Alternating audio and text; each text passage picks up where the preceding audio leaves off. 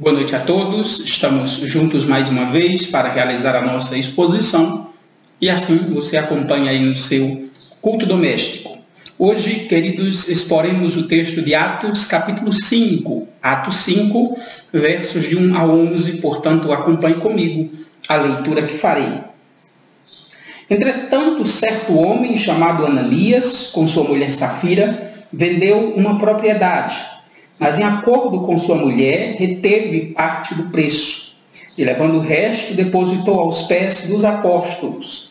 Então disse Pedro: Ananias, por que encheu Satanás o teu coração, para que mentisse ao Espírito Santo, reservando parte do valor do campo? Conservando-o, porventura, não seria teu? E vendido, não estaria em teu poder? Como, pois, assentaste no teu coração este desígnio? Não mentistes aos homens, mas a Deus.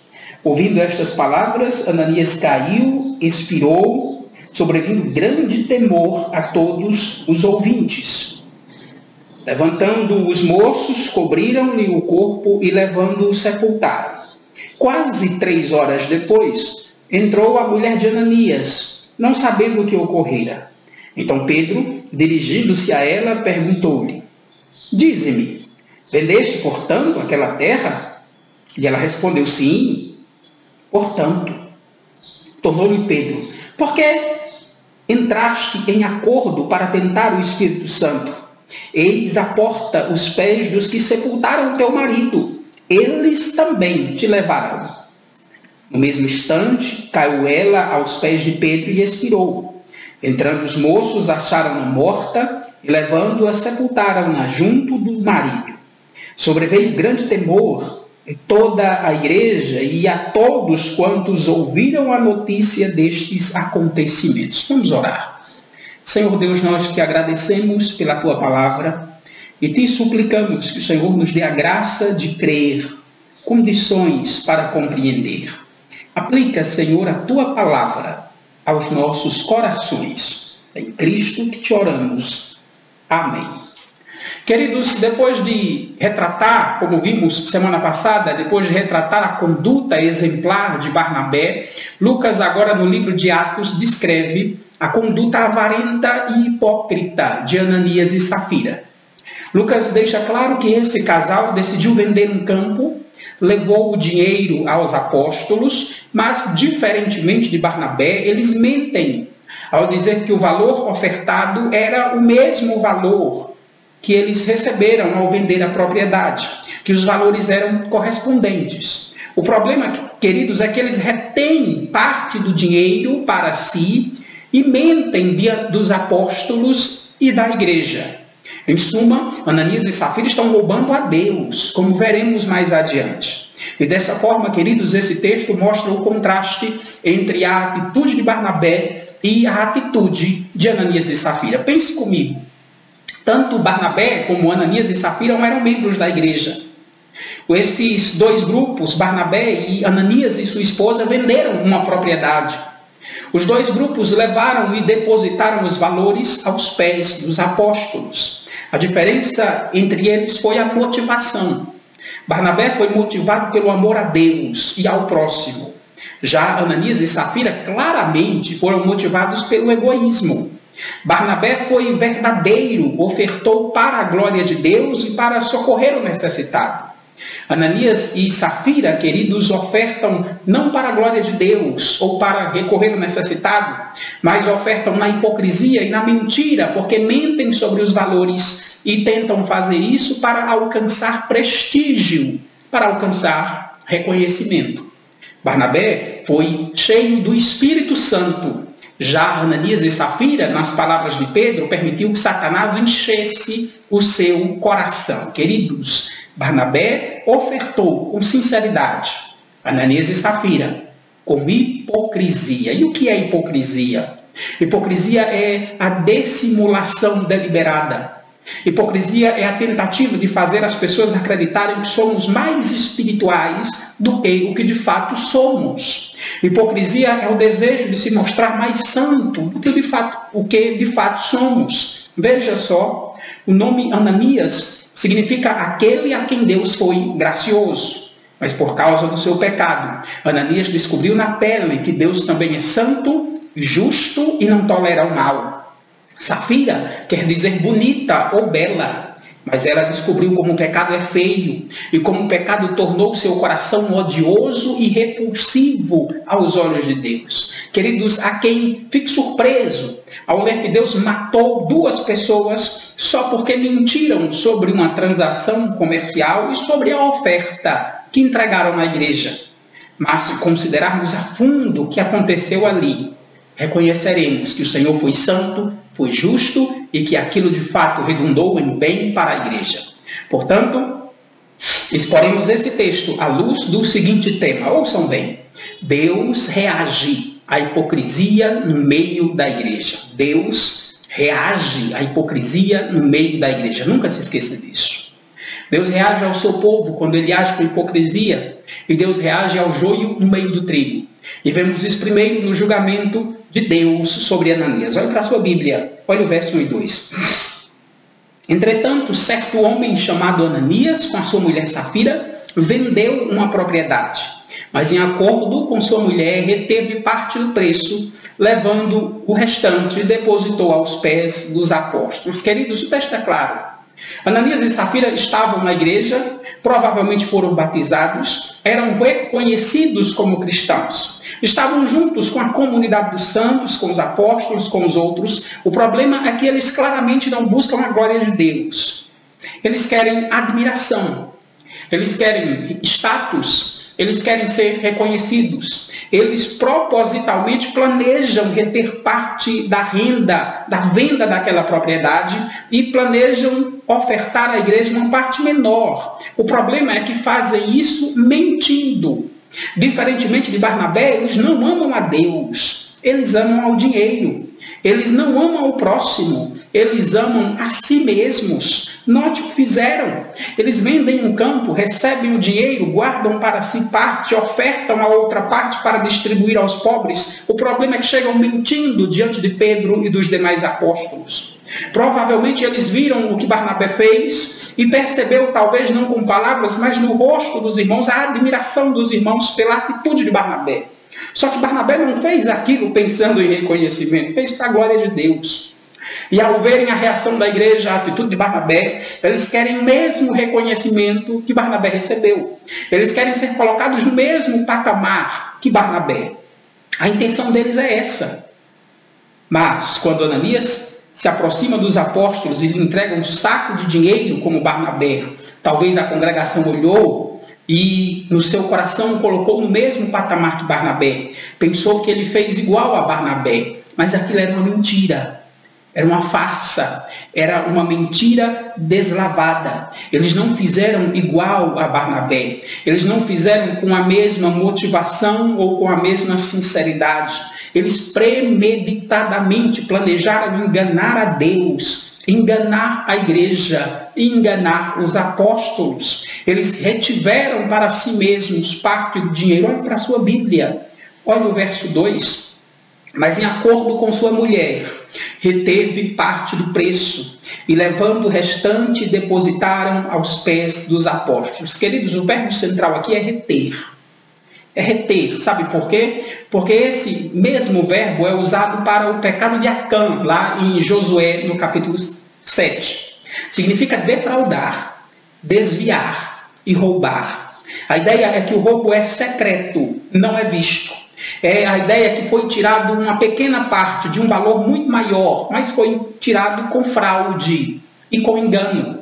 Esse é o verbo usado, queridos, em Josué, no capítulo 7, no verso 1, quando diz que Acã tomou as coisas condenadas. No Novo Testamento, ele aparece no discurso de Paulo a Tito, em Tito, capítulo 2, no verso 10, quando Paulo diz: não furtem, pelo contrário, deem prova de total fidelidade. Claro, a expressão aqui é não furtem. Portanto, quando o livro de Atos diz que Ananias reteve parte do preço, a ideia é que ele o furtou, que ele o roubou secretamente. É como se aquele valor já tivesse sido prometido por ele a Deus.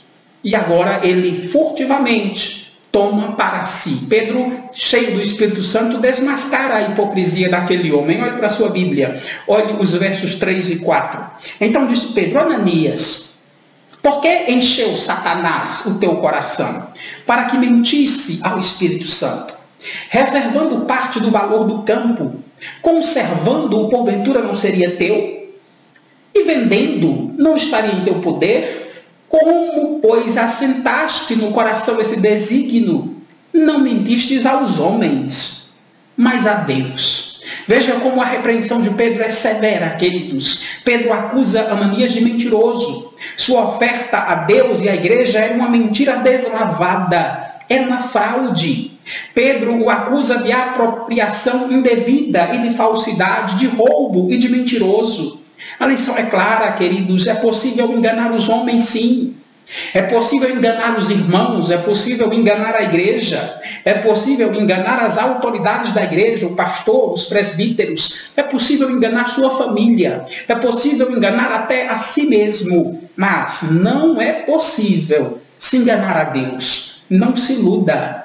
Ninguém consegue enganar a Deus. Pedro, cheio do Espírito Santo, percebeu a mentira de Satanás. Percebeu que Satanás estava agindo no coração de Ananias. Então ele faz algumas perguntas. Olha a primeira, olha o verso 3. Ananias, por que Satanás encheu o seu coração? Isso é forte. Pedro tem experiência própria do que está dizendo. Pedro sabe que Satanás encheu o seu próprio coração para negar a Jesus 3 vezes. Pedro sabe que Satanás colocou no coração de Judas Iscariotes a intenção de trair Jesus. Por isso Pedro diz que agora Satanás encheu o coração de Ananias. Pedro, queridos, percebe que o crescimento da igreja, quando a igreja está crescendo e se desenvolvendo, Satanás planta o joio para atrapalhar o crescimento do trigo. Pedro então faz outra pergunta, olhe para a sua Bíblia. O que fez com que você mentisse ao Espírito Santo? Queridos, Pedro revela a essência do pecado de Ananias. Ananias tentou mentir ao Espírito Santo. Seu pecado foi deliberado e planejado. Seu pecado não foi apenas uma mentira, foi uma fraude total, porque ele queria enganar a igreja. Queria que a igreja acreditasse que a sua oferta era, de fato, todo o valor do campo que ele tinha vendido, que sua oferta era para adorar a Deus, para socorrer aos irmãos, da mesma forma que Barnabé fez, mas não era. Na verdade, queridos, ele estava mentindo, retendo parte do valor, porque era avarento, porque só pensava em si mesmo, porque queria ser reconhecido e queria o status que a igreja deu a Barnabé. Pedro então pergunta, olha o verso 4, conservando, porventura não seria teu? E vendido, não estaria em teu poder? Ou seja, a propriedade era sua antes de vender. E o dinheiro era seu depois que você vendeu.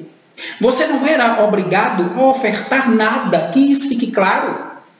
Mas você não pode dizer que está ofertando a Deus uma coisa e entregando outra, irmãos. Não podemos estar ofertando X e dizendo que é Y. Não podemos entregar um valor e querer enganar a igreja dizendo que é outro. Essa é a acusação que Pedro faz a Barnabé. Você não pode tentar enganar a Deus e a igreja e achar que Deus aceitará isso. Queridos, Barnabé poderia fazer do dinheiro o que quisesse. Ele não tinha obrigação nenhuma de ofertar antes de prometê-lo.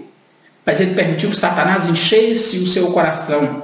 Recusou-se a adorar a Deus. Fez do dinheiro seu Deus, e ao servir esse ídolo, ainda desejava ser reconhecido como servo de Deus. Ele deveria saber que não podemos servir a dois senhores, que não podemos servir a Deus e a riqueza, como diz Jesus Cristo. Certamente Deus não deixaria isso impune, e não deixou. Qual foi o resultado desse terrível pecado de Barnabé? Ora, foi a sua morte, que está aí registrada nos versos 5 e 6. O castigo divino foi rápido. Ouvindo estas palavras, Ananias caiu e expirou, sobrevindo grande temor a todos os ouvintes, diz o verso 5. O castigo foi rápido. O castigo foi pena de morte, poderíamos dizer assim. O povo de Deus precisa saber, queridos, que vive para servir a Deus e não para ser servido. O povo de Deus precisa saber que Deus tem que estar no centro do seu culto, da sua adoração, e que não podemos pensar em enganá-lo. Foi Deus e não Moisés quem matou os filhos de Arão quando eles entraram no Santo dos Santos com fogo estranho. Está lá em Levítico 10. Foi Deus. Não foi Davi que matou Uzá quando ele tentou segurar a arca da aliança com as mãos. Está lá em 2 Samuel 6. Da mesma forma, foi Deus aqui e não Pedro que matou Ananias. Veja como termina o verso 5. Sobreveio grande temor a todos os ouvintes. As pessoas ficaram temerosas. As pessoas enxergaram que Deus é santo. As pessoas precisam saber que Deus não tolera a hipocrisia. Deus deseja que saibamos que Ele é santo e que com Ele não se brinca. Queridos, Deus reage à hipocrisia no seio da igreja. E vemos isso não só no julgamento e morte de Ananias, mas vemos isso também na morte de Safira, a sua esposa. Olhe para a sua Bíblia. Veja os versos 7 e 8. Veja o que nos diz a Escritura. Quase 3 horas depois, entrou a mulher de Ananias, não sabendo o que ocorrera. Então Pedro dirigiu-se a ela e perguntou-lhe: Dizei-me, vendeste, portanto, aquela terra? Ela respondeu: Sim, portanto. Note que é algo interessante. Primeiro, a mulher de Ananias aparece só 3 horas depois. Provavelmente o seu marido demorava a chegar em casa, ela, não sabendo onde ele estava, foi procurá-lo. E ao ir procurá-lo, logicamente, foi à igreja, já que ele certamente havia dito que ia para lá, levou um saco de dinheiro para ofertar. Depois de 3 horas, a mulher vai em busca do seu marido e vai para a igreja. O interessante, queridos, é que ninguém na igreja disse a Safira que seu marido tinha morrido. Ninguém teve coragem de ir lá anunciar, não as boas novas, mas a má notícia que seu marido estava morto. Ninguém foi lá avisá-lo. Ninguém foi dizer a ela. Todos ficaram com tanto temor e medo que deixaram ela descobrir por conta própria. Então ela vai procurar o marido, vai para a igreja. Podemos pensar até que ela perguntou a Pedro sobre Ananias, mas antes de dar qualquer resposta, Pedro lhe faz uma pergunta. Olha para a sua Bíblia, olha o verso 8. Veja a pergunta de Pedro. Dize-me, vendeste, portanto, aquela terra? Ou seja, a pergunta de Pedro é: mulher, me diga, o preço que você e Ananias vendeu aquela terra é este mesmo? Talvez ela tivesse visto a bolsa de dinheiro que seu marido tinha levado para a igreja. Ou pode ser até que Pedro tenha apontado para a bolsa de dinheiro ou tenha dito o valor. Mas a verdade, queridos, é que o marido dela não estava lá para confirmar a história. Perceba que com essa pergunta, Pedro dá a Safira uma oportunidade ímpar. Pedro deu a oportunidade para que ela se arrependesse e dissesse a verdade. Pedro deu a ela a oportunidade de dizer: olhe, Pedro, que Deus nos perdoe, perdoe-nos também, porque nós mentimos, o valor não foi esse, o valor foi aquele. O valor não está todo aqui, ficamos com parte em casa. Pedro deu àquela mulher a oportunidade de arrepender-se, de contar a verdade. Mas Safira não reflete no seu pecado, não imagina o que aconteceu com seu marido, não levou em conta que estava mentindo a Deus e não só a Pedro. E em sua cegueira espiritual ela persiste no seu pecado e responde de pronto: sim, o valor é esse. Ao afirmar o preço, queridos, ela praticamente sela o seu destino, ela sela a sua desgraça.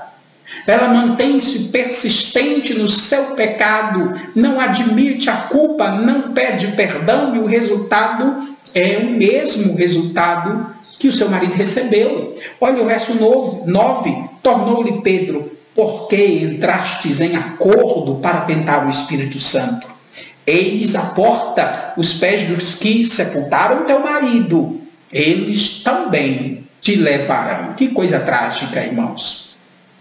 Marido e mulher entraram em acordo para mentir, para enganar os irmãos, para enganar a igreja, para enganar os apóstolos, para enganar o Espírito Santo. Agora Safira sabe que seu marido está morto e que ela logo está, de fato. Ela cai, expira e morre ali naquele momento. O verso 11 diz que sobreveio grande temor a toda a igreja, e todos quanto ouviram a notícia deste acontecimento temeram. Queridos, não podemos tentar a Deus. Moisés diz em Deuteronômio 6,16: não tentarás o Senhor teu Deus como tentaste em Massá. Foi isso que Ananias e Safira fizeram. Eles tentaram a Deus. Eles tentaram receber prestígio e status com pecado, com a mentira, com a fraude.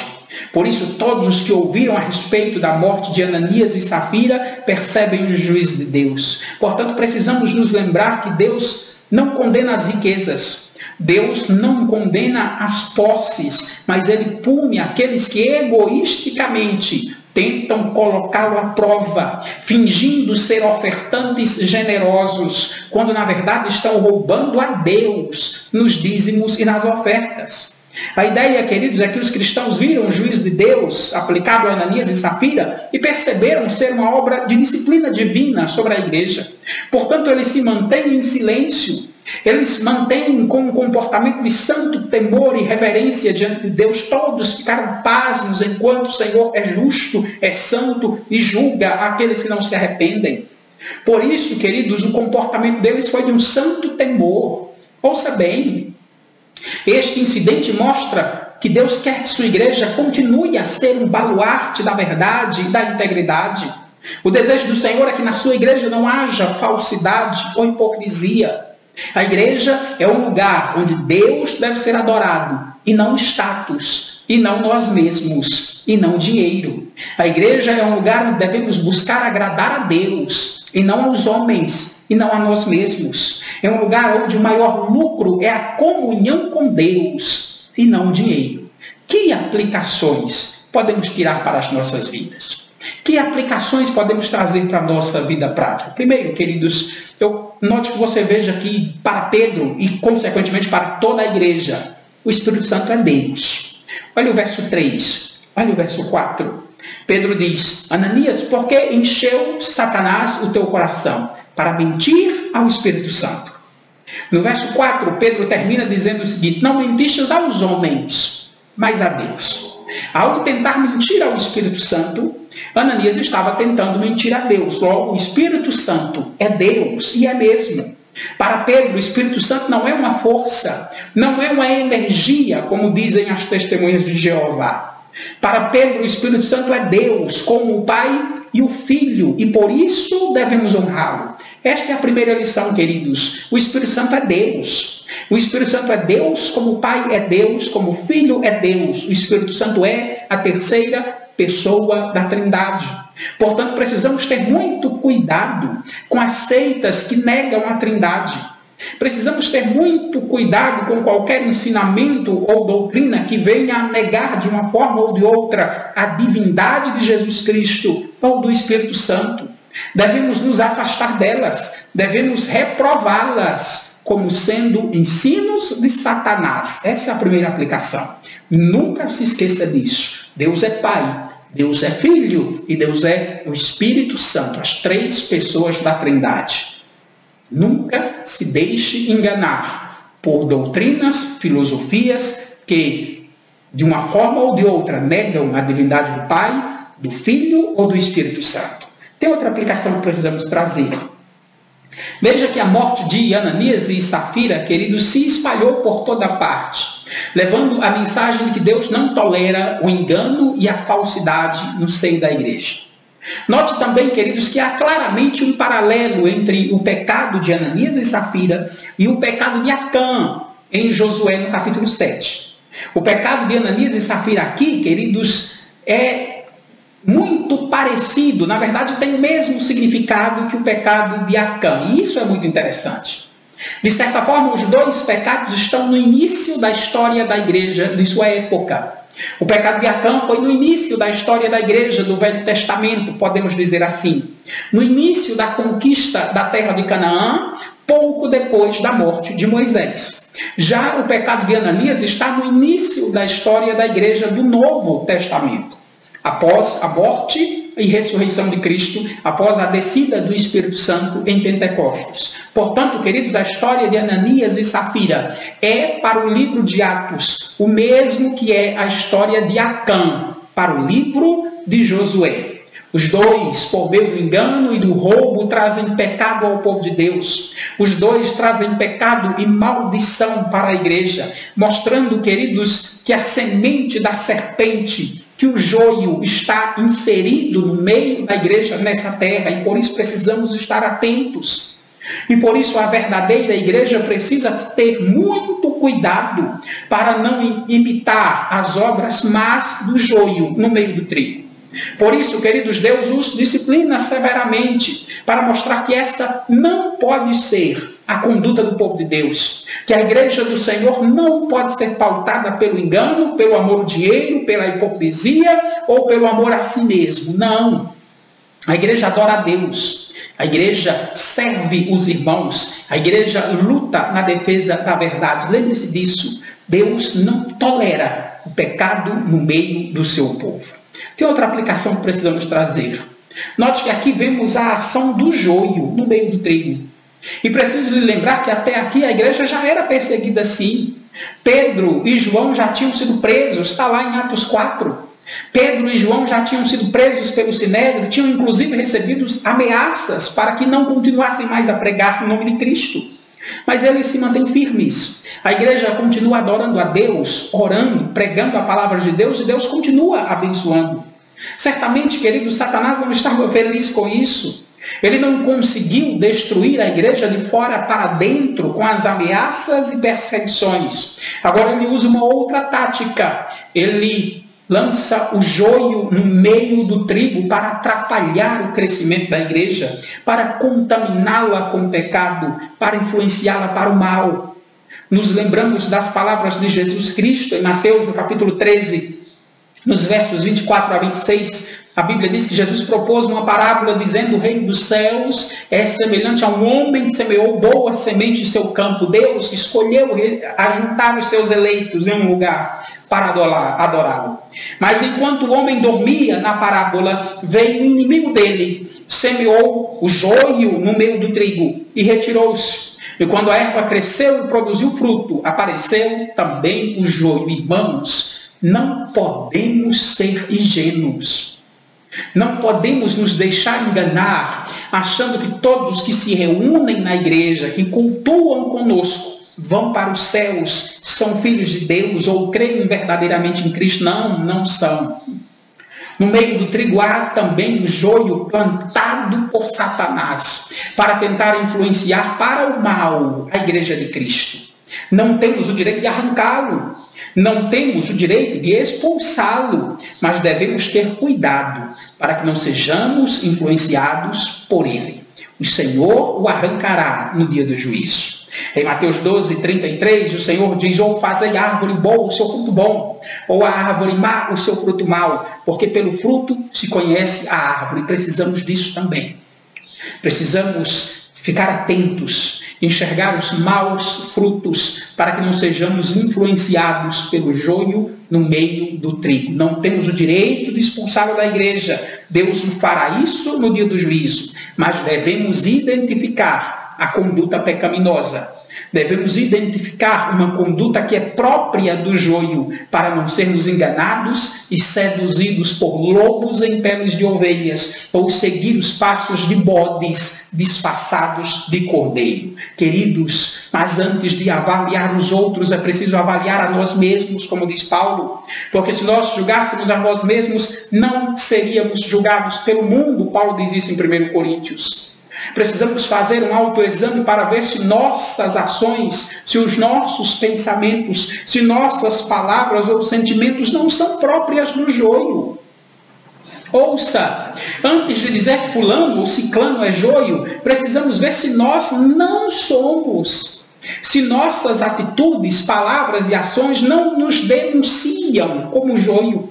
Primeiro precisamos avaliar a nossa própria fé, para que nós não sejamos como Acã, para que nós não sejamos como Ananias, para que nós mesmos não sejamos aqueles que mentem, enganam e roubam a Deus. E aí sim, Precisamos pedir a Deus sabedoria para não sermos influenciados pelo joio no meio do trigo, para não nos comportarmos como bodes, ao invés de ovelhas. Que outra aplicação precisamos fazer? Qual foi o pecado de Ananias e Safira? Essa pergunta é importante. O terreno era deles. Por que eles não podiam ofertar parte do dinheiro e ficar com o resto? Ora, é claro que eles podiam fazer isso e Pedro deixa isso claro. O problema, queridos, foi eles dizerem que tinham vendido por aquele preço e que estavam dando todo o dinheiro a Deus. Fazendo isso, eles estão tentando enganar a igreja. E na perspectiva deles, tentando enganar a Deus. Tem mais. Olha o verso 3 mais uma vez. Pedro diz a Ananias, porque encheu Satanás o teu coração para que mentisse ao Espírito Santo. Agora note, reservando parte do valor do campo. Já tratamos da palavra reservar aqui, reter. Pedro diz que ele reservou, ou seja, que ele guardou para si parte do valor. A ideia, queridos, é simples. É como se antes de vender o terreno, Ananias e Safira tivessem feito um voto a Deus de dar todo o dinheiro como oferta. Mas o problema é que quando eles venderam, talvez viram que era muito dinheiro. Então a ganância subiu o seu coração e eles combinaram de enganar a Deus e a igreja. Ananias e Safira pensaram mais na exibição que estavam fazendo aos pés dos apóstolos, como a igreja veria a sua oferta e como eles seriam reconhecidos como homens de Deus, do que no pecado que estavam cometendo diante de Deus. E a hipocrisia deles custou caro, como vimos. A hipocrisia deles custou a sua vida, eles morreram por isso. Queridos, primeiro, o pecado de Ananias foi voltar a Deus uma coisa e depois se arrepender. Seu pecado foi dar parte da oferta também quando devia ter dado tudo o que prometeu. E terceiro, seu pecado foi mentir a Pedro, tentar mentir à igreja, dizendo que este era o valor concreto. Eles não eram só mentirosos e avarentos, eles eram ladrões, porque já tinham prometido a Deus aquele valor. Essa é a ideia. E aqui eu quero que você ouça bem o que vou te dizer. Tem algo muito interessante e chega a ser assustador, irmãos. Muitos leem esse texto e se assustam, ficam surpresos, impactados, mas reconhecem que diante da atitude de Ananias e Safira, Deus foi justo, Deus os puniu, porque eles hipocritamente, mentirosamente tentaram enganar a Deus e a igreja. Então, apesar de causar o choque, o impacto, eles reconhecem que a atitude de Deus foi correta. Mas sabe o que é interessante? Sabe o que é verdadeiramente assustador? É que muitos, mesmo reconhecendo que a atitude de Deus foi correta e que Ananias e Safira mereciam mesmo aquela morte, muitos estão tendo a mesma atitude de Ananias e Safira. Isso mesmo. Muitos estão tendo a mesma atitude de Ananias e Safira nos nossos dias. Muitos estão fazendo o mesmo que Ananias e Safira nos nossos dias dentro das igrejas, e digo isso de maneira geral. E nem sequer notam isso. Sabe por quê? Sabe por que estão tendo a mesma atitude de Ananias e Safira? Porque não são poucos os que roubam a Deus nos dízimos e nas ofertas, e no dia do seu batismo e profissão de fé, afirmaram que seriam fiéis a Deus nos dízimos. Não são poucos, são muitos que são infiéis a Deus na entrega dos seus dízimos. São muitos os que roubam a Deus por não devolver a Deus os dízimos e as ofertas, como diz Malaquias no capítulo 3. E não veem, queridos, que apesar de não estarem mortos, podem estar recebendo a disciplina de Deus em outras áreas da sua vida para se arrepender, ou ainda a vão receber, se não se arrependerem. Aprenda com esse texto. Aprenda a ser fiel ao Senhor. Não importa se foi uma promessa que você fez no dia do seu batismo, se foi um voto que você fez no ano passado ou esta semana, se você prometeu algo a Deus e não é pecaminoso, cumpra. Deus não se agrada de tolos, diz Salomão. Em Eclesiastes 5, no verso 4 a 5, Salomão diz o seguinte: quando a Deus fizeres algum voto, não tarde em cumpri-lo, porque não se agrada de tolo. Cumpre os votos que fazes. E aí nos dá um conselho. Eclesiastes 5:5 é melhor que não votes do que votes e não cumpras. É melhor que não votes do que votes e não cumpras. Se um dia você assumiu o compromisso de ser fiel a Deus, seja. Se um dia você assumiu o compromisso de devolver a Deus os seus dízimos e as suas ofertas, devolva. É melhor que você não assuma esse compromisso do que você assuma e não cumpra. Seja fiel a Deus. Seja fiel nos compromissos que você assumiu no dia do seu batismo, no dia da sua profissão de fé, no final do ano, semana passada, não sei, você é que sabe. Seja fiel a Deus nos votos que você fez. E aqui eu te pergunto, o que você prometeu a Deus que ainda não cumpriu? Você tem sido fiel a Deus nos seus dízimos e nas suas ofertas? Tem uma última aplicação que precisamos fazer, queridos. Note só. Qual foi o resultado da morte de Ananias e Safira? Foi bom, foi proveitoso, foi santificação para a igreja. Olha no final do verso 11. E sobreveio grande temor a toda a igreja. Isso foi bom, irmãos, porque a igreja precisa aprender a temer a Deus. Veja que esta é a primeira vez que Lucas usa a palavra igreja no livro de Atos. Portanto, se eles são a igreja de Deus, se eles são o povo de Deus agora, eles precisam aprender a temer a Deus, para não caírem nos mesmos pecados de Israel, o antigo povo de Deus do Velho Testamento.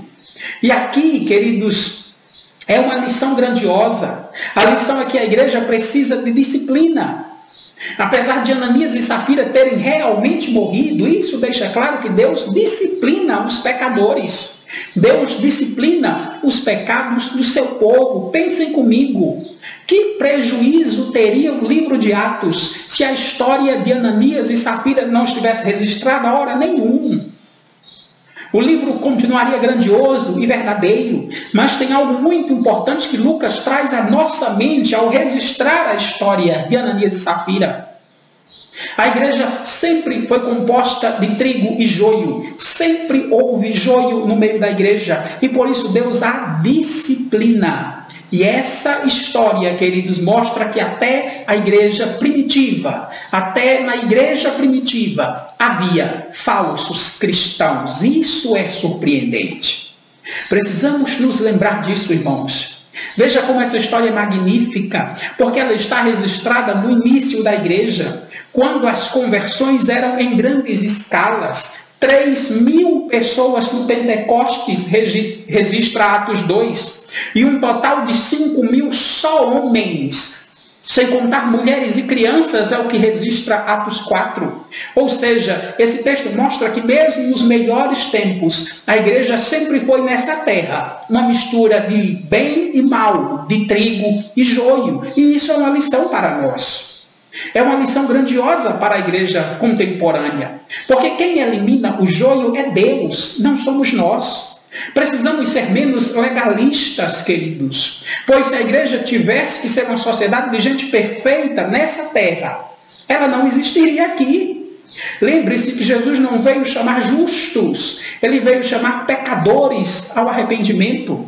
Ele mesmo disse que os sãos não precisam de médicos, e sim os doentes. Portanto, pregue o evangelho aos doentes, pregue o evangelho aos pecadores, pregue o evangelho aos corruptos, pregue o evangelho aos orgulhosos, pregue o evangelho aos avarentos, pregue o evangelho aos imorais, aos mentirosos, aos assassinos, pregue o evangelho aos legalistas, hipócritas, pregue o evangelho às pessoas religiosas que pensam que são santas, pregue o evangelho e espere que o Senhor faça a obra e não nós. Só Deus pode transformar os corações. Só Ele conhece os corações dos homens. Portanto, evangelize e alegre-se em cada um que é atraído a Cristo. Alegre-se em cada um que crê no nosso Senhor e arrepende-se pelos seus pecados. E aqui eu quero trazer uma palavra para você.